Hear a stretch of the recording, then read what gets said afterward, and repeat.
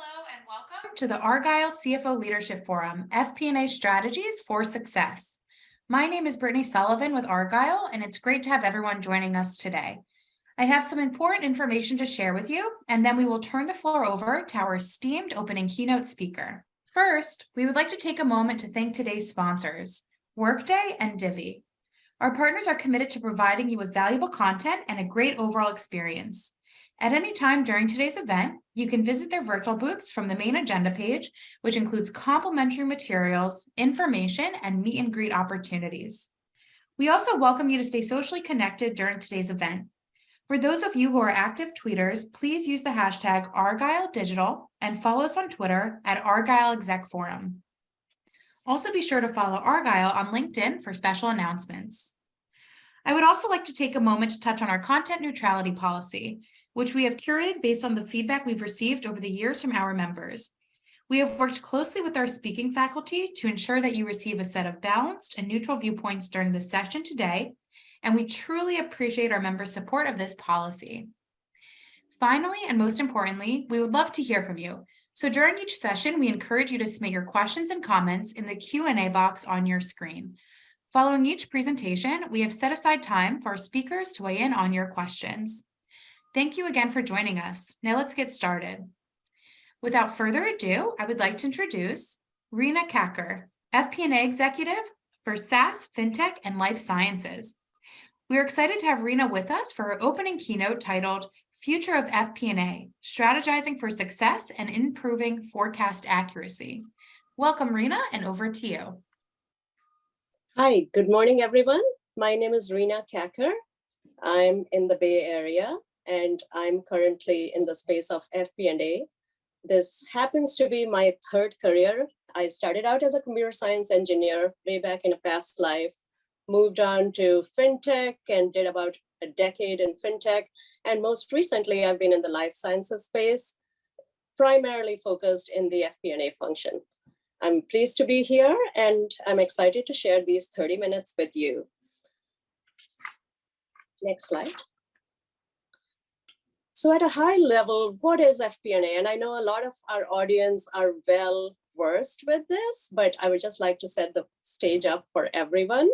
So FP&A is a multifaceted function. It basically interacts extensively within the company, but also has external stakeholders. I consider FP&A to be comprised of 5 key areas. One that most people identify with right off the bat is budgeting and forecasting. This is where we build out an annual operating plan. We figure out what our earnings guidance is going to be for public companies, and then we try and execute to that plan.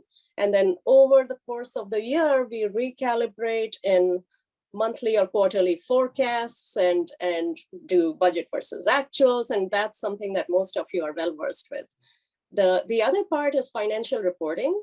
This is where FP&A provides data-based insights to the management and to the company, provides good analytics on revenue and how the customer acquisition, customer activity is going, and things of that nature. So they are thought leaders for a variety of areas in the organization.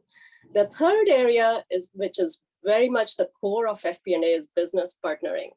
This is when you want to get a new consultant to engage or any other new expense to pursue. You reach out to your finance partner and you say, hey, I want to make this happen. How do I do it? It is either in your budget or not.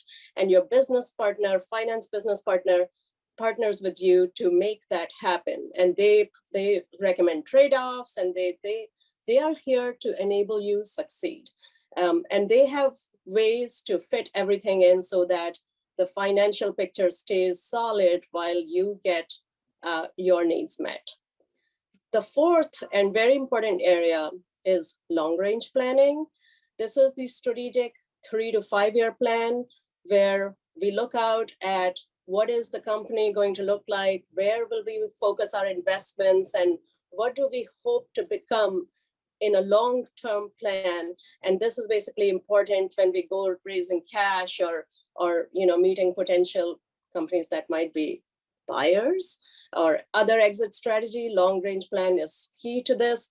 And it tends to be basically a bottoms up plan to say, what do we invest to grow and to seek out, a better valuation. And finally, expense management. This is more of a tactical responsibility of FP&A, where any expense that gets initiated has to go through the FP&A funnel to ensure that the contractual terms, whether it's payment terms or obligations, are reasonable, and that it is in the forecast, or it is basically worded correctly and doesn't expose the company to any financial risks. So those are the 5 key areas of FP&A. The next slide. So with my experience having focused on fintech, life sciences, and SaaS, I wanted to basically compare and contrast how these areas differ for the top line and bottom line forecasting. So forecasting is such a generic term. It's happening in many different facets of our lives, but specifically focusing on these 3 areas. Yeah, that one. When it's SaaS is software as a service, and you have many other things as a service these days. In SaaS, the revenue forecast is pretty smooth because it's ratable, and you get a contract, the revenue just keeps coming in over the course of the contract. The key in SaaS is customer acquisition, and how many customers can you get on board. That is called like your new ARR, annual recurring revenue. And then how much upsell you can do, which is adding subscriptions to existing customers. And then the most important part is renewal, because for most companies, a vast majority of their revenue is coming from existing customers, and they need to renew their contracts every year, every couple of years. So they spend a ton of time making sure that the renewals keep coming and we don't lose customers along the way. So those are the things that build up the revenue funnel for SaaS. In fintech, it's very similar to SaaS. You have customer acquisition, but then you also have to consider customer activation and activity, because fintech companies, such as the payment companies and others, their revenue is determined by how often the customers transact and how much they transact.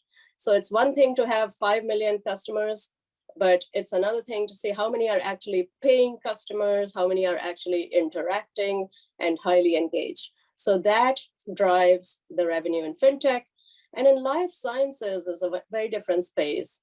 You have an addressable market for a therapy or a medication or a medical device, but then you have to consider what number are you into the market? Are you the first in the market? Are you second? Is there already a standard of care in the market so that you are just another player in the market? And all of those sort of represent your share of the total market. And then based on the pricing of the therapy, which varies widely between geographies and different spaces, you can then calculate your potential revenue out there. And obviously life science companies, there is a whole process until they can get to commercial. So a lot of investment goes in before they start turning revenue. So that was a little bit about the top line. For the bottom line, there are a lot of similarities between the 3 business lines. Basically, it's R&D across the board. You need to have your product development folks, your technical scientists in life sciences, your financial engineers in fintech. So there's the headcount costs. In SaaS and in fintech, you have a variety of hosting costs because you are dealing with large amounts of data. And then you're also dealing with capital costs, whether it's, these days we don't have that many servers, but yeah, if it's servers or machines or big equipment in case of life sciences, so that's capital costs. And beyond all of that, there is basically your general and administrative. You have legal, finance, investor relations, human resources, facilities, IT are the other departments. So those costs are basically pretty standard, and those should be there should be leverage. So as the company grows, the G&A should not have to grow as quickly as the rest of the company. So that's a little bit about the top line and the bottom line forecast for the 3 different sectors. Next slide. So I'll let you consume that. So that's basically a little joke about how people like to react to the forecasts. It's not something that people really look forward to doing because it's a time-consuming process and there are implications to missing your forecast. So in many cases, you do see different parts of the organization putting slightly different pressures on the forecast. And on the next slide. Yeah, so here's a little picture of how different parts of the organization perceive the forecast. So finance, along with the C-suite, for the revenue targets, we have to try and strive to stick with the long-range plan to deliver those committed outcomes. And so we ideally want the top line to be super strong, and we pressure our departments to deliver those. Obviously, the people who are on the hook for bringing in those sales, they would probably want to be more conservative, and they would apply downward pressures on the forecast. And they will have, these are the enriching, collaborating discussions that we will have with those teams to say, what is it that we need to believe to achieve a certain revenue, and kind of address their points of view and influence them to sign up for a higher target. So that is on the revenue side. On the headcount and expense side, basically every department, when you do your first roll up of a forecast, every department wants the moon and the stars. For every new thing that's in the initiatives for the current forecasting period, departments tend to ask for additional headcount, additional customer support, additional consulting spend, and it's finance then trying to bring that down and say, hey, you already have a team of X. Why would you need all of these incremental people to do these new initiatives? Why can't we leverage our existing folks better? And so those are the collaborative conversations that finance undertakes with the departments, because headcount is a very large expense item, and it's also very resource intensive. It's extremely intensive to onboard people, and the recruiting cycles are long, and with the tight labor market we are in, it's we have to be very thoughtful about how much headcount we truly need to pursue our initiatives and to meet our long-range plans. So next slide. So this is something that over the course of my career, I have seen happen in many, many places, which is when we are looking out in the future, which is the green line, we basically strive for really exponential growth, and the longer out the time, the farther out the time frame, the higher we project our top line, everything is going to fall in place and we're going to have really good results. As we come closer to those long range dates and plans, we realize, oh, we need a lot more resources and we are not quite there yet. And these forecasts of revenue keep revising downward. And so the dark blue line is this year's view of the next 4 years. The middle line is last year's view of the next 4 years. And the top line is 2 years ago view of the next 4 years. And as you can see, it starts to keep shrinking down. That's on the revenue side. And this is just a pictographic depiction. But same thing happens on actually headcount and expense side, although not in the long range. In the shorter range, we might start the year out saying, oh, we're going to have 20% growth in headcount. And, based on that, all the other parts of the organization resource for that, whether it's recruiting or facilities. And everyone sort of gears up for that. And then we find that, oh, not only was the hiring cycle long, but we also had some attrition. And therefore, we are not quite going to grow as much as we thought. And in the meantime, we had laid out facilities dollars, recruiting resources, and we find ourselves not really meeting those headcount growth goals. So that is why we have to be optimizing for better forecast accuracy, because that helps the entire company meet its overall financial goal by not having wasted resources and wasted expense dollars. So next slide. So here's basically a pictographic depiction of what an accurate forecast delivers. So cross-functional alignment, like I said earlier, is essential to building a realistic and accurate forecast. We have to think, so even though beating the revenue targets is a good thing, if we are beating the revenue targets by a large amount, then perhaps our forecast wasn't quite on point. If our forecast had been correct all along, we would have then planned to find better use of investing that cash in other parts of the organization, whether it's R&D or a new initiative we could have initiated, and use those dollars to a better outcome.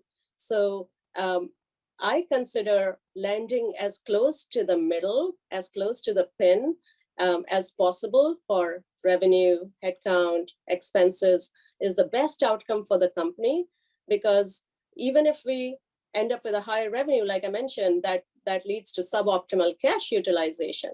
Similarly, if we end up with lower expenses, and that happens all the time, we don't spend what we thought we were going to spend. We don't hire the people what we thought we were going to hire. That basically also results in suboptimal use of cash. And especially in smaller companies, we live and breathe our lives in finance and all through the organization on the cash. You know, our fundraising and everything else is calibrated to our forecast. So it's very important that we don't swing either side too much, so that we have a predictable path to our bottom line results.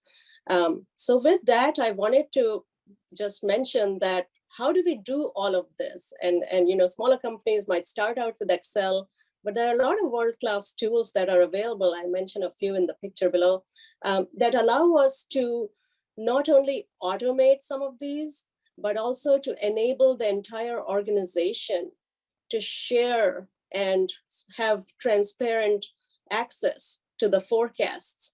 So using these tools, you don't have to go in and open large files from 3 years ago. You can go in the tool and see what was your budget for 2 years ago, what was your forecast for 5 years ago in the long range plan. And you can even track down what were the initiatives back then. And that way you can run comparisons on how you can sort of back test your forecast. How are you executing based on what we thought 3 to 5 years ago? And these tools also enable us to appreciate the nuts and bolts of our forecast, because in our organization, somebody might wonder that if we are onboarding one headcount, it's $100,000 a year, for example. Well, by the time you come up with a fully loaded cost and you fold in the allocated expenses for benefits and facilities, the $100,000 person might end up costing over $200,000 because of all the other costs that get added. And so in these tools, all of that can be automated. For example, I have personally used IBM and Adaptive, and I found them extremely useful. We can pretty much set all the rates of, you know, the Medicare and wages and employer taxes and merit increases, everything, and when we want them to pan out, and we can then build our long range plan with all of that automated behind the scenes. Another thing that's super important, especially in life sciences companies, is capital expenses. So by basically these tools allow us to enter in what we are going to buy, and automatically our ERP and these planning tools then spread that capital expense over the course of its useful life and calculate our depreciation, amortization, all of that pretty automatically. So they give you a full picture, because sometimes Excel has its limitations. Besides version control, Excel can be a little challenging in automating a lot of these calculations. So I wanted to say that about the tools. They are extremely value adding in improving our forecast accuracy and our ease of socializing the forecast within the organization. Next slide. So I wanted to basically touch on a little more detail as to, if you had to take away a few things about how to improve your forecast accuracy, it's important to keep that top of the agenda of cross-functional conversations, that everyone is aligned on the big picture. What is it we are trying to achieve this year? Is everyone aligned on that? And then is everyone aligned on what each department needs to deliver that big picture? Whether they are aligned on how they will leverage each other, what are the deliverables from one department that will be needed by another department? What will marketing need to do to drive the sales forecast? What will R&D need to do to drive that regulatory exercise that's happening in the regulatory department? So all of this has to be closely aligned, and a lot of these are moving targets. So the teams have to constantly be in conversations, and that's why the forecast is a living document and it's always evolving. And that's okay. That's okay. Enabling collaboration to build an achievable forecast is very, very key. And people have to come to the table with an open mind.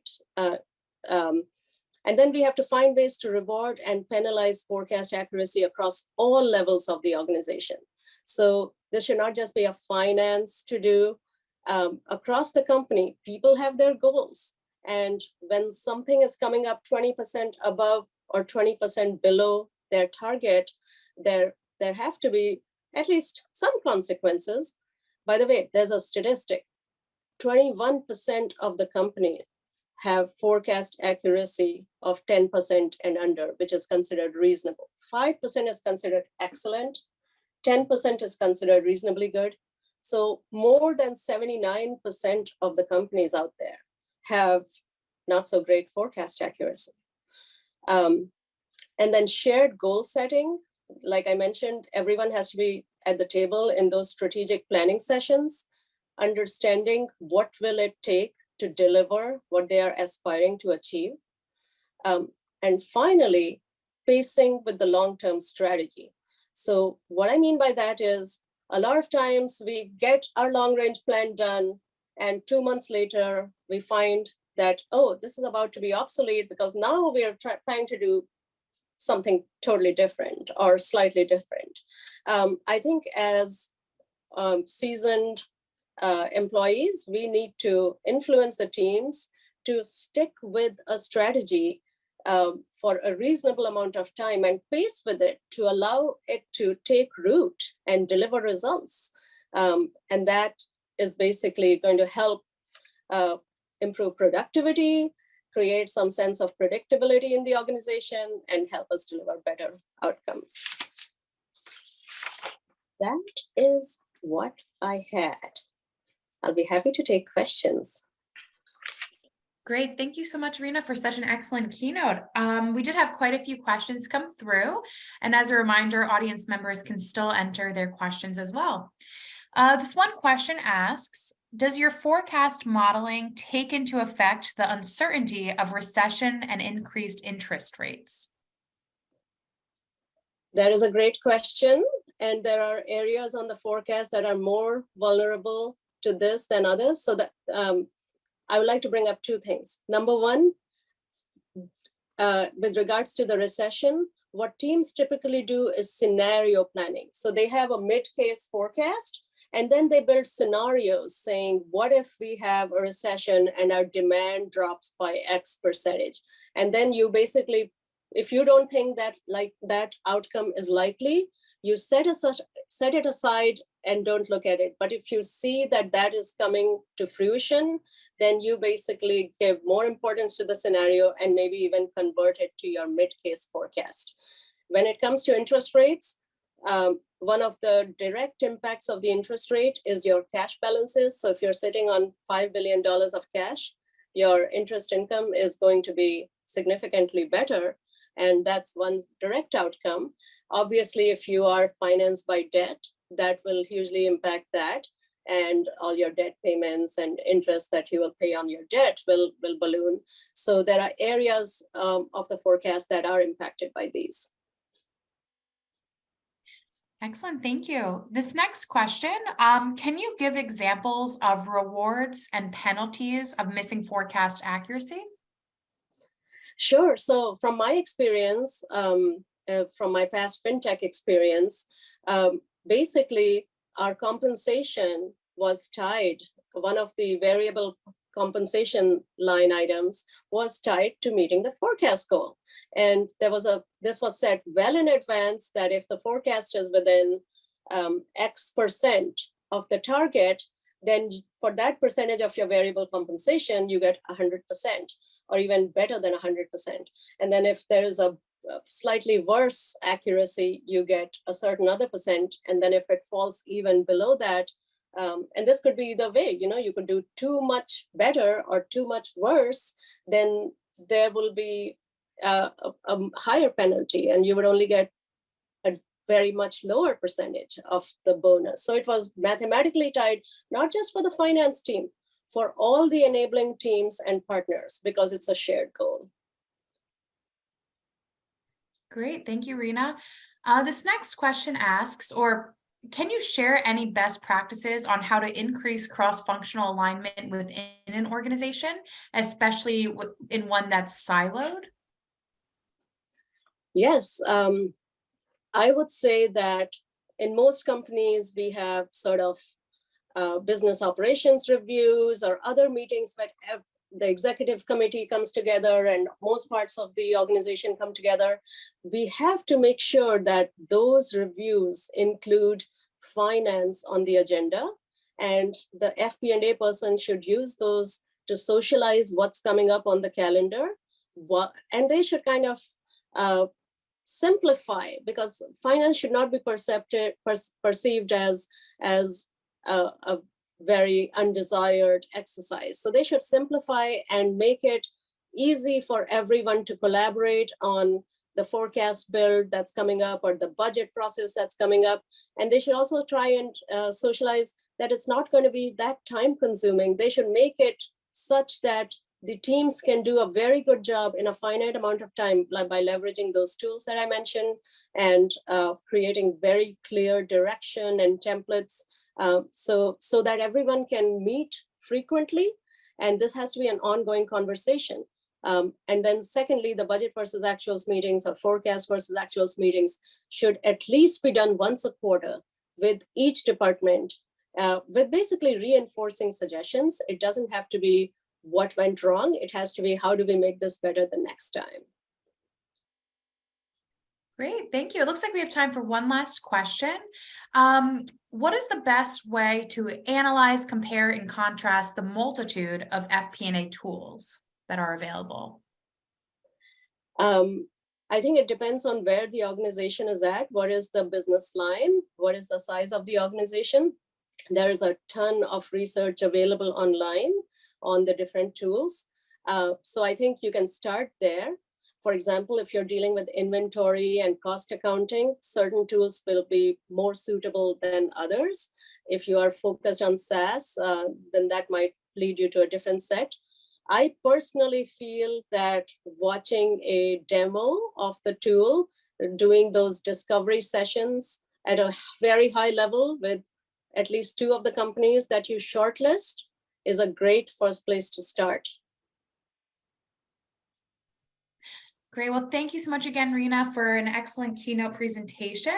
I also want to thank everyone who joined us today. This session, along with all of today's content, will be made available on demand following the event. Thank you so much, Rina. Thank you.